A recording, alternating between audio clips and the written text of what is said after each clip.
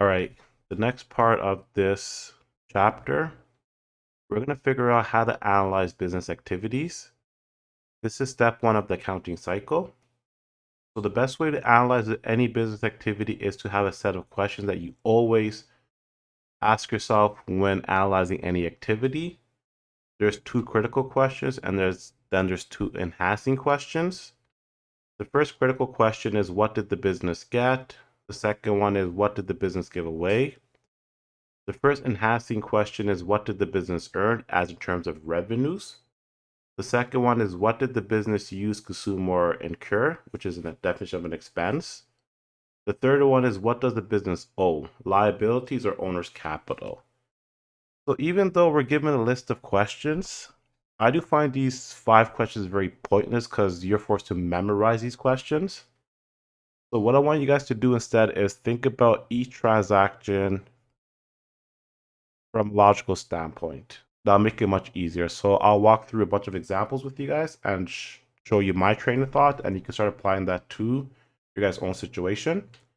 PQ25, we just talked about this, so we're gonna skip it. We're gonna jump straight into PQ26. So essentially, we're gonna go through each one of these transactions and figure out what's going on. So number one simply states the owner invested $750 of cash into a business. So when it comes to accounting, there's always going to be 2 or more accounts that are impacted. So just keep that in mind. So I always want you guys to break down the question into 2 or more parts. So approach each part separately. So the owner invests. So we're going to stick to that for now. So we've already talked about this. When the owner invests his money into the business, this gives rise to shareholders' equity. The first question you're going to ask yourself is, out of the 5 main accounts in accounting, or the elements, which one does that specific transaction fall under? So the owner invests his money into the business. That's going to be shareholders' equity. So shareholders' equity is going to increase by $750. Next, the business is getting cash. Cash is considered to be an asset because that's a future benefit. So cash is also going to increase. So shareholders' equity increase, asset increase. All right. Transaction number 2, borrow $500 from your parents to help start the business. Okay, so you borrow $500. That means that that means that your cash in your business is increasing now. Out of the 5 main accounts in accounting, we know cash is an asset, future benefit. So your asset is going to increase, obviously, by $500. And now you borrow money from your parents. So that gives rise to a future obligation, which we know is a liability. Now your liability is going to increase by the same amount. Number 3 now, using a credit card, register the business name with Service Ontario for $60. So we used a credit card. So we know that a credit card is a future obligation because eventually we're going to have to pay that obligation off. That's the nature of how credit cards work. Remember, think about this logically.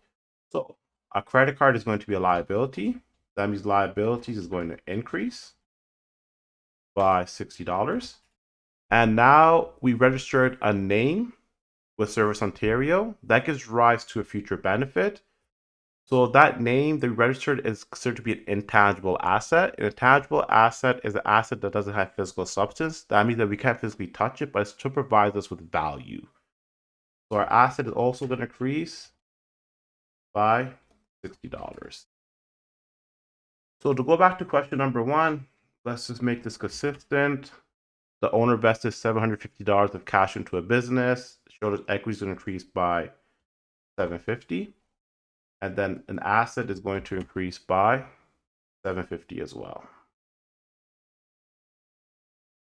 Next one we're going to deal with is question number 4. Purchase supplies that will be used in the future for $250 using a credit card. You will not have to pay off the credit card until next month.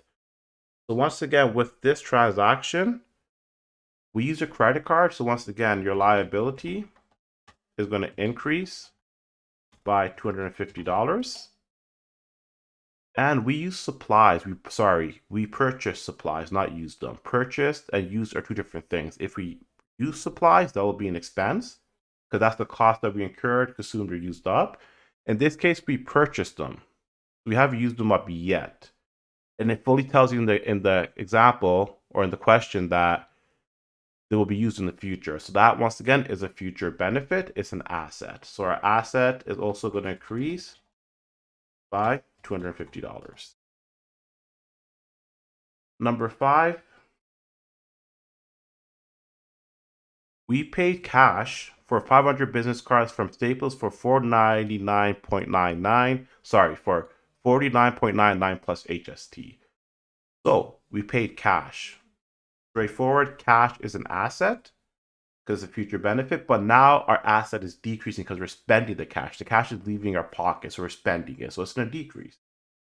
So asset is going to be decreased by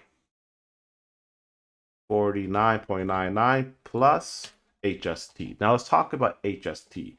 So HST is a tax we pay in Ontario, and it's 13%. So the formula to calculate the after-tax amount is going to be the amount times 1 plus the tax rate. So after-tax amount is going to be equal to 49.99 times 1 plus 0.13%. So once again, 49.99 times 1 plus 0.13. That gives us $56.49. And by the same token, since we purchased business cards, our assets are also going to increase now because business cards are considered to be a future benefit to us by 56.49. So to keep this consistent, let's just change this to 56.49. So in this transactions, asset increases by a certain amount and decreases by the same amount. So it cancels each other out. But business cards goes up, cash goes down. So two different accounts are still impacted. Number 6, we receive cash from customers for services provided. So first thing we're going to talk about is cash. We know cash is an asset because it's a future benefit. So our asset is going to increase by $14.50. And we provide the services, so we actually earn a revenue. So that's going to be revenue. So now our revenues are also going to increase by the same amount. Number 7 now, we used up half of the business cards during the local Buster Fest in Port Credit, Mississauga. So now we actually consumed something. So we consumed an expense, right? So the first question we're going to ask ourselves is, out of 5 main accounts of accounting, which account is going to be impacted? Our expenses is going up because we used up half the business cards. So expenses is going to increase by half the amount. So we're going to simply do the 56.49 divided by 2. And by the same token, our assets are actually going down now because half of our business cards are used up. The future benefit is gone for this half those cards. So it's going to decrease by the same amount. And remember, revenues and expenses directly impact shareholders' equity through profit and retained earnings. Then the last transaction is we pay dividends of $300 to the owner. In this situation, dividends is part of retained earnings, which is part of equity. So shareholders' equity is going to decrease by $300. And we're going to pay out dividends with cash. It's cash. Paid dividends for $300. So students always get tripped up when it comes to these type of transactions. Even though it's so easy, I think they overthink it.